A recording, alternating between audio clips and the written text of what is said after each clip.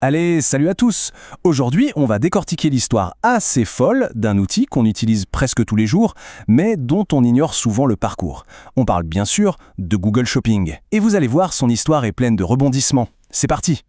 Pour commencer, il faut bien se rendre compte d'une chose. Cette plateforme, c'est un monstre. Aujourd'hui, elle représente, attention, 70% de tous les revenus publicitaires de Google liés au commerce. 70%! C'est juste colossal.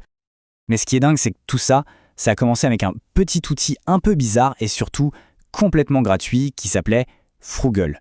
Alors, la question c'est, comment est-ce qu'on est passé de ça à ce mastodonte de l'e-commerce qui carbure à l'IA? Eh bien, c'est ce qu'on va voir ensemble. Allez, on commence par le tout début de cette saga. On va remonter le temps pour comprendre d'où vient cet outil qui a changé la face du shopping en ligne. Pour ça, il faut se replonger à l'aube de l'e-commerce, vraiment au tout début. C'était une période un peu Far West, une période d'expérimentation, un peu idéaliste même, où le mot d'ordre c'était la gratuité. Et ce qu'il faut bien comprendre, c'est que cette phase a duré près de 10 ans, une décennie entière où la plateforme était totalement gratuite. C'est quand même fou quand on y pense aujourd'hui, non?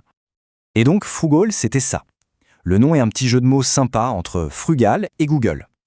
La philosophie derrière, elle était hyper simple, mais pour l'époque, c'était carrément révolutionnaire. Offrir des résultats de recherche pour des produits qui étaient basés uniquement sur leur pertinence, pas sur l'argent, zéro paiement. L'idée, c'était de donner le pouvoir aux acheteurs. Puis, en 2007, fini Froogle. Le service est rebaptisé Google Product Search. Et ça, ce n'est pas juste un coup de peinture. C'est un vrai virage stratégique. Le but, c'était de construire une marque mondiale, de préparer le terrain pour un déploiement international massif. Mais voilà, cette belle époque de gratuité ne pouvait pas durer éternellement. Un changement énorme et très controversé à l'époque était sur le point d'arriver. Et ça allait absolument tout bouleverser. On entre alors dans la deuxième grande ère, celle de la monétisation. C'est là, entre 2012 et 2020, que la plateforme va vraiment passer à la vitesse supérieure et devenir la machine de guerre commerciale qu'on connaît. Le 31 mai 2012, c'est la date clé. Google appuie sur le bouton.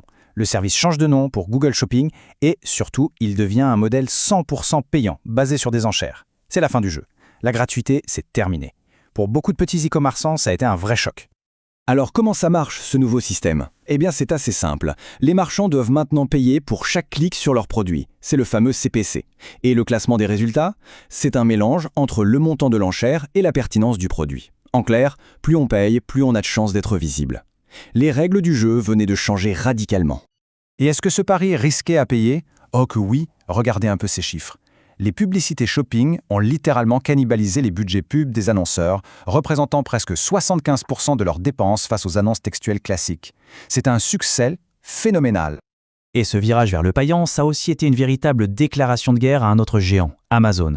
On se retrouve alors avec un face-à-face de titans. D'un côté Google, le maître de la recherche et de la pub, de l'autre Amazon, le roi de la marketplace et de la logistique. Le combat des chefs pouvait commencer. On aurait pu croire que ce modèle payant était gravé dans le marbre pour toujours. Et pourtant, une crise mondiale va venir tout remettre en question et forcer Google à faire un nouveau virage à 180 degrés. Et on entre alors dans la troisième ère. Une ère définie par un coup de maître stratégique, une réponse directe à la concurrence de plus en plus féroce.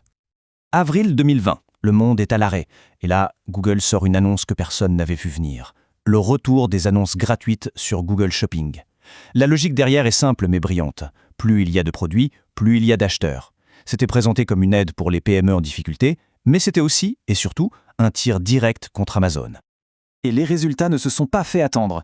Les marchands qui ont utilisé ce nouveau mix, entre gratuit et payant, ont vu leurs clics augmenter en moyenne de 50%. 50%! Ça a prouvé que ce modèle hybride était la bonne solution. Il redonnait une chance aux plus petits, tout en boostant l'engagement pour tout le monde. Bref, une opération gagnant-gagnant. Et tout ça, ça nous amène à la période actuelle, l'ère de l'intelligence artificielle. Et là, attention, l'IA est en train de changer les règles du jeu encore une fois. Premier gros changement, le Merchant Center Next. En gros, Google s'attaque à un des pires cauchemars des vendeurs, remplir manuellement les fiches produits. Maintenant, l'IA scanne directement le site du marchand et remplit tout automatiquement. Titre, description, prix, image, tout. C'est un gain de temps absolument énorme. Et puis, il y a l'IA générative, avec des outils comme Product Studio et Gemini. Et là, on passe à un autre niveau. L'IA peut créer des vidéos de produits à partir d'une simple photo. Elle permet des essayages virtuels pour voir à quoi ressemble un vêtement sur différentes morphologies. Et Gemini, l'IA de Google, agit comme un assistant personnel, capable de donner des recommandations ou de résumer les points clés pour des achats complexes. C'est de la science-fiction qui devient réalité. Bon, après cette épopée de 23 ans, on pourrait se dire que la boucle est bouclée. Mais pas du tout. Le champ de bataille du e-commerce est plus mouvant que jamais. Alors, à quoi faut-il s'attendre pour la suite ? Premier coup de théâtre, et il est de taille. En juillet 2025, Amazon a décidé de cesser toute publicité sur Google Shopping. C'est un séisme. En retirant ces annonces, Amazon change complètement la dynamique des enchères publicitaires. C'est un nouveau chapitre de leur rivalité qui s'ouvre. Les défis pour Google sont donc immenses. D'abord, cette guerre sans merci avec Amazon. Ensuite, la pression des régulateurs, qui ne lâchent rien, avec notamment cette amende confirmée de 2,4 milliards d'euros par l'Union européenne. Et enfin, l'obligation d'innover en permanence, surtout dans l'IA, pour ne pas se faire distancer. La partie est loin d'être gagnée. Et ça nous laisse avec une dernière question, une question assez vertigineuse.